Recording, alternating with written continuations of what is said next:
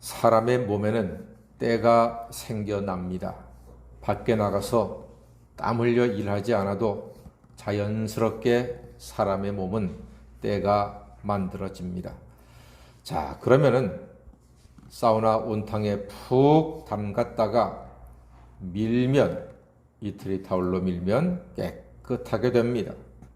아무리 믿음이 좋아도요, 사우나 안 가고 비가 오는 날 이태리 타올과 비누를 옆에 두고 하나님 때 좀 밀어주세요 하고 간절히 아무리 기도해도 하나님이 천사를 보내서 때를 밀어주지는 않으십니다. 여러분, 영혼의 때인 죄도 마찬가지입니다. 그냥 하나님께 죄 용서해 주세요 라고 말한다고 죄가 용서되지는 않습니다. 그럼 어떻게 해야 합니까? 회개를 해야 합니다. 때를 밀어야 때가 벗겨지듯이 회개를 해야 죄가 용서됩니다. 회개는 자기의 죄를 하나님 앞에 자백하고 하나님께 용서를 구하고 한 걸음 더 나아가 그 길에서 돌아서는 것입니다. 여기까지 와야 회개입니다. 기도하고 돌아서서 같은 죄를 또 짓는다, 습관적으로 짓는다, 그것은 회개가 아닙니다. 예수님의 세상 첫 설교는 회개하라 천국이 가까웠느니라. 그리고 이어지는 말씀이 회개에 합당한 열매를 맺으라고 하셨습니다. 입으로만 회개를 외친다고 회개가 아닙니다. 하나님이 입으로만 말하는 회개에 속으실 분이 아닙니다. 회개에 합당한 열매가 있어야 합니다. 왜요? 열매로 그 사람을 알 수 있기 때문입니다. 이스라엘과 베냐민 지파의 전쟁이 막바지에 이르게 됩니다. 왜 이 동족 간에 비참한 전쟁이 일어났습니까? 베냐민 지파 중에서 기브아의 불량배 몇 사람이 저지른 만행 때문이었습니다. 그들이 레위 사람의 첩을 폭행 치사했습니다. 큰 죄지요. 그래서 레위인이 죽은 자기 첩의 몸을 12개로 나누어서 모든 지파에게 보냈고 이스라엘 12지파는 베냐민 지파 빼고 11지파가 분개해서 일어나 지금 베냐민 지파와 전쟁을 하고 있는 것입니다. 이 전쟁을 피할 수 없었나요? 있었습니다. 이 전쟁은 충분히 피할 수 있었습니다. 이스라엘이 베냐민 지파에게 못된 불량배만 내놓아라.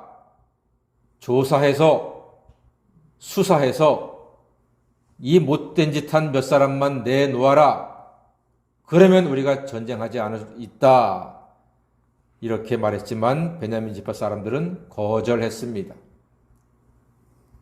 참혹한 죄인들을 감싸고 돌았습니다. 베냐민 지파의 거절은요, 회개를 멸시한 것이었습니다. 회개할 기회가 있을 때 회개했으면 이와 같은 멸문지화는 피할 수도 있었을 겁니다. 그들은 죄를 인정하지도 않았습니다. 당연히 고백하지도 않았지요. 그들은 죄 때문에 아파하지도 않았고 자기들의 만행 때문에 목숨을 잃은 한 여인을 긍휼히 여기지도 않았습니다. 당연히 부끄러워하지도 않았지요. 그 결과 멸망당하듯이 참패를 당하게 됩니다. 베냐민 지파의 최후의 모습이 47절에 기록되어 있습니다. 한번 읽어볼까요? 47절입니다. 시작. 베냐민 사람 600명이 돌이켜 광야로 도망하여 림몬 바위에 이르러 거기에서 넉 달 동안을 지냈더라 그랬습니다. 몇 명이 피했다고요? 600명이 도망갔습니다. 비참한 모습이지요. 한 지파가 완전히 멸족이 되었습니다. 그리고 단지 간신히 600명만 살아서 도망했습니다. 림몬 바위에 숨어서 지내는 이 안타까운 모습, 회개치 못한 자들의 비참한 모습, 회개치 아니한 자들의 비참한 결과입니다. 사실 여러분, 회개는요, 축복의 길입니다. 다윗과 사울의 차이점이 어디 있었습니까? 사울이 자기 죄를 사무엘로부터 지적받았을 때 회개하지 않았습니다. 돌이키지 않았습니다. 그는 그 죄로 하나님의 버림을 받고 그와 그의 아들들이 그만 전장에서 비참하게 목숨을 잃었습니다. 다윗도 죄를 지었습니다.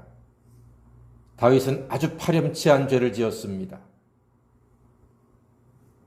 전장에 나가서 목숨을 걸고 싸우고 있는 자기 휘하의 장수 우리아의 아내가 아름다워서 집으로 꼬드겨서 범하였습니다.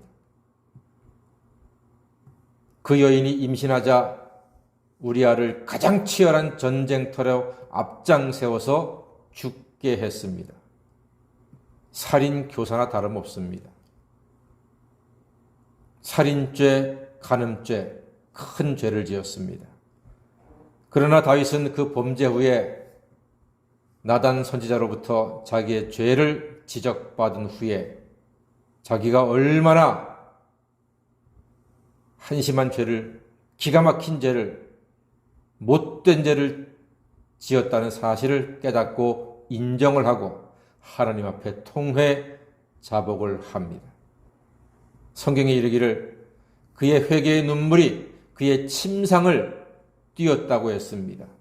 그 정도로 통회 자복한 다윗이었습니다.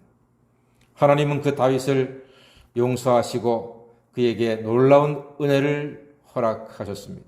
그래서 회개는 생명의 길입니다. 다 같이 회개는 생명의 길이다. 회개는 생명의 길이다. 그렇습니다. 회개는 부끄러움의 길이 아닙니다. 죄 때문에 멸망하는 것이 아닙니다. 죄를 회개하지 않아서 멸망하는 것입니다. 그래서 예수를 믿으면, 죄를 회개하면 십자가 보혈의 공로로 죄사함 받고 영생을 얻을 수 있습니다. 이미 우리의 모든 죄는 예수님의 피로 다 씻겨졌습니다. 그러므로 죄에 눌리지 말고 실수로 지은 죄가 있다면 예수님께 진심으로 고백하고 회개할 때 흰눈처럼 깨끗하게 될 것입니다. 그래서 회개는 능력입니다. 이 능력의 회개의 은혜를 날마다 누리시는 하나님의 자녀 되시기를 주님의 이름으로 간절히 축원합니다. 아멘. 기도하겠습니다.